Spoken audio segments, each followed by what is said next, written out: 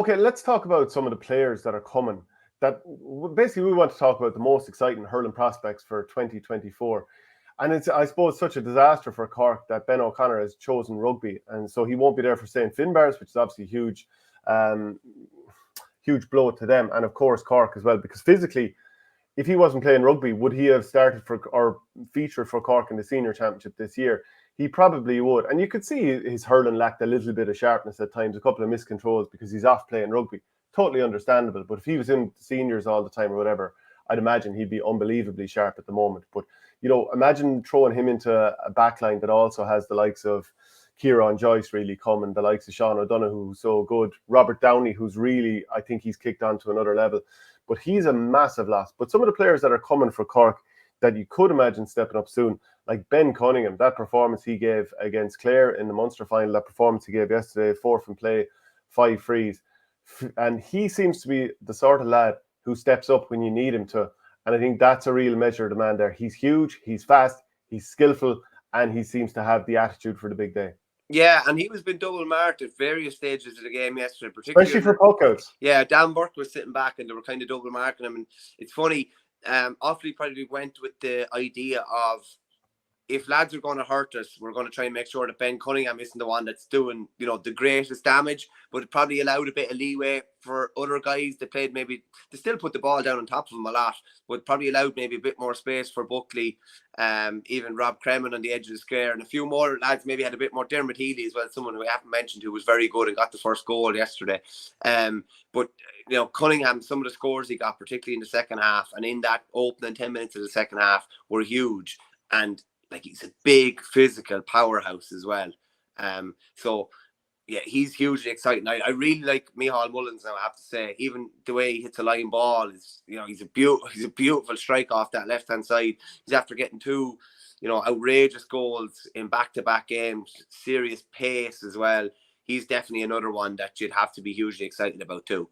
From Offaly, Adam Screeney's obviously the one, but he's still only 17, and he's of age to play senior club hurling this year, but he can't play inter-county senior, so there'll be no prospect of him playing against Tipperary in a couple of weeks' time. Is he the one that you're most excited about, or who's, it'll take him a couple of years physically, you'd imagine. Maybe he'll play next year. I don't know, especially the fact that it's Joe McDonough, that might allow him to play next year a little bit more easily than getting murdered by huge lads at Liam McCarthy level. But is there anyone that you think might even be on the senior team a little bit sooner than him? I know Charlie Mitchell has already been there. He had a disappointing match, but he's already there. Yeah, I don't think there'll be too many lads fast track, to be honest with you. And I think yesterday might be a bit of an eye opener as regards where they're at physically. If they're being dwarfed physically at under 20 level, what would it be like coming up at senior level?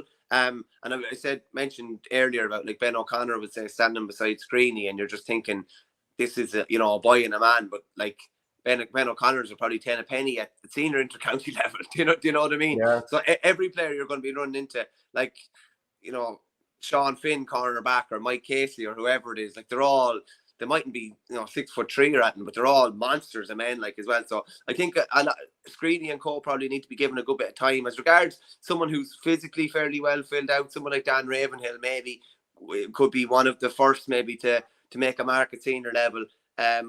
Great time for Brecon Cavan in defence, but again, he's probably a bit slighter and would probably be given a bit more time. But just back to Screeney for a second. Have you ever seen anything like it? The buzz around when he gets on a ball even. Do you know what I mean? It just, the place was just lit up anytime he got on a ball.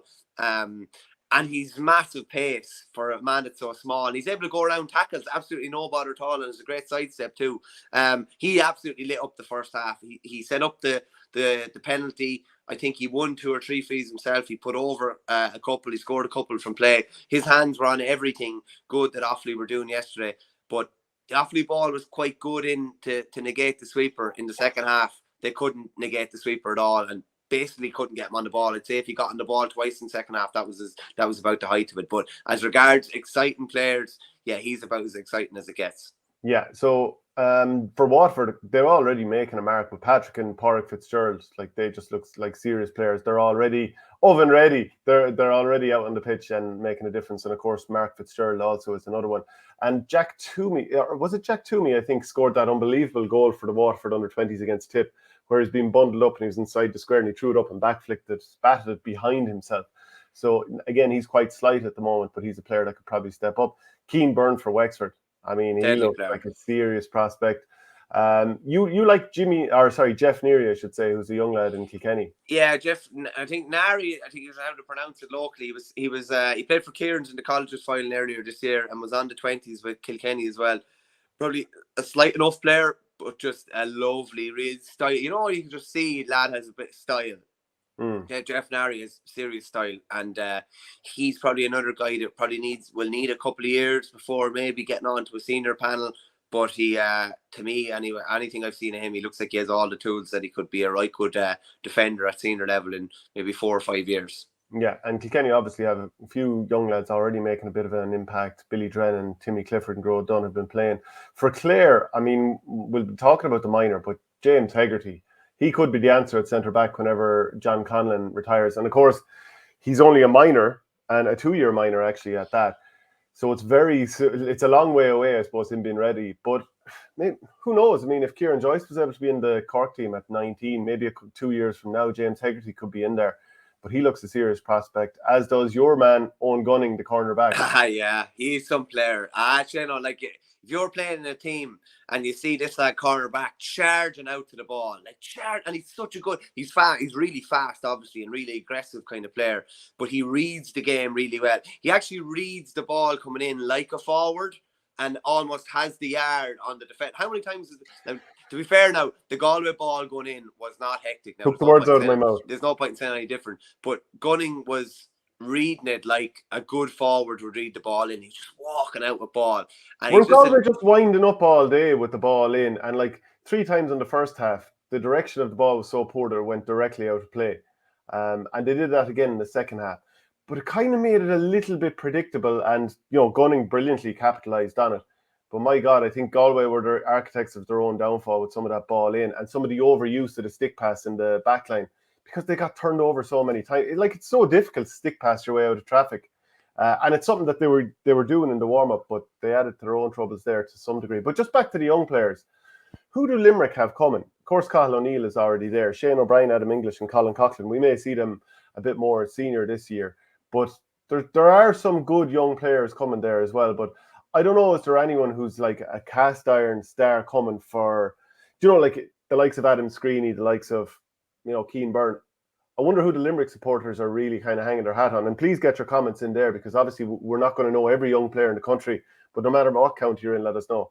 Yeah, but I suppose the fact that the 3 lads you've mentioned there probably have a good bit of senior experience even now at this stage, even though they're all still kind of young men. Cathal O'Neill is obviously still young enough too, and look at, he was well touted. He started a league game in 2021 against Galway, I think, and had a hard enough all day of it. But you never need that sort of an education. Look at him now. He scored 5 points. In their penultimate game, he got the goal the last day. Look at the impact he's made at senior level, and I'm sure they're probably hoping for something similar, maybe out with Shane O'Brien, Adam English, and Colin Coughlin.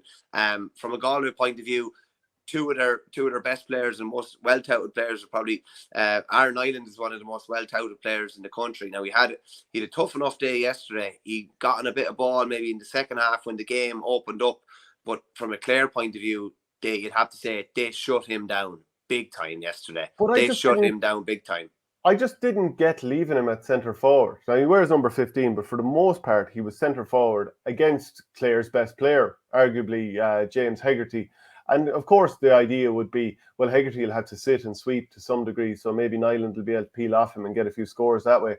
But maybe just put him inside, try and find a place where he's going to get on the ball. Like, the game more or less bypassed him in an awful lot of senses. And he is class, don't get me wrong, and it's a lot of pressure on the young lad's shoulders when the whole county's, and maybe even beyond that, are talking about him. He got 2 lovely scores off his right-hand side. Someone beside me was talking about how he was a bit one-sided, but he got 2 on his right-hand side. His left side is definitely a strong side, obviously. No more than his brother is. But now It's so funny watching your reaction when I sort of tee you up there and try and reaction when I sort of tee you up there and try and hang you out to dry. You're waiting to get the response in. I think there was a couple of he tried to force a goal. I remember in the first half, he was probably trying to maybe force things a bit yesterday when he did get on the ball as well. I don't know if they didn't put him inside because they didn't want Gunning going around after him, and Gunning coming out with a ball was inspirational for Clare. Gunning coming out with a ball, beating Ireland to a ball would probably be even more inspirational. So maybe they were trying to avoid that or whatever, but they definitely didn't get the best out of him. Jason Rabbit obviously showed glimpses yesterday of what he can do as well. That famous kind of second name, it'd be something probably wrong if he didn't have a good paw on him, and he does have a very, very good paw. But from a Galway point of view, they'd be really disappointed that the most well-touted minor team in a long time, a team that had won all their games by double figures to this point, didn't ultimately get their hands on an All-Ireland title. And I know they said earlier on this year, Paul Bellew, the chairperson, said that they're not interested in winning minors anymore, and it's all about development. But I'm sure when they were there, you want to be winning these titles. Just to finish off the talk about the young players coming for 2024. I'd be excited enough from a tip point of view, the likes of Dara Stakeham and Luke Shanahan. Then there's a couple of other lads who are a bit younger again, Paddy McCormick, maybe Sean Kennelly as well from Moneygall. These are good players coming. But get your comments in and let us know who you think are the young players that are coming that could make a bit of an impact, even at under 20 level next year, maybe even minor if there's someone who you think is particularly good.